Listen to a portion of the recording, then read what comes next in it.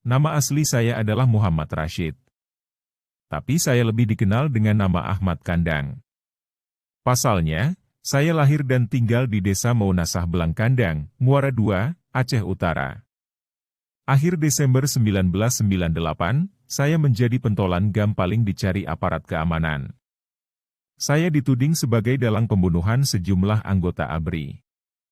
Hal itu pula yang mendorong ABRI atau kini disebut TNI melancarkan Operasi Wibawa 99 yang menjadikan Aceh sebagai medan perang. Sebagai operator lapangan, tak mudah bagi TNI menangkap saya. Karena saya dilindungi oleh pasukan dan masyarakat kandang. Saya juga disebut sebagai Robin Hood-nya Aceh. Pelaku utama pembobolan Bank Sentral Asia, BCA, Lok Semawe pada Februari 1997 dan saya sangat dicintai masyarakat.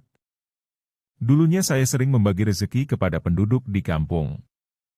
Ini pula yang membuat saya selalu dijaga oleh masyarakat. Pada pertengahan November 1998, misalnya, saat sepasukan BRIMOB telah mengepung rumah saya, mereka tak berani menembak saya sebagai Panglima Gampase ini karena di dalam rumah tempat persembunyian saya ada ibu dan bayi. Warga bahkan membentuk pagar betis untuk melindungi saya kala itu. Kesempatan itu digunakan juga saya pergunakan sebagai jalan untuk kabur dan melarikan diri. Di masa hidup saya juga dikenal sebagai ahli perakit bom. Banyak bom yang dipasang untuk menghadang laju operasi TNI oleh bom yang saya buat. Tapi, nasib saya tragis kala itu, karena saya meninggal karena bom yang saya rakit sendiri meledak. Padahal, bom itu sudah saya persiapkan untuk menghadang iring-iringan TNI.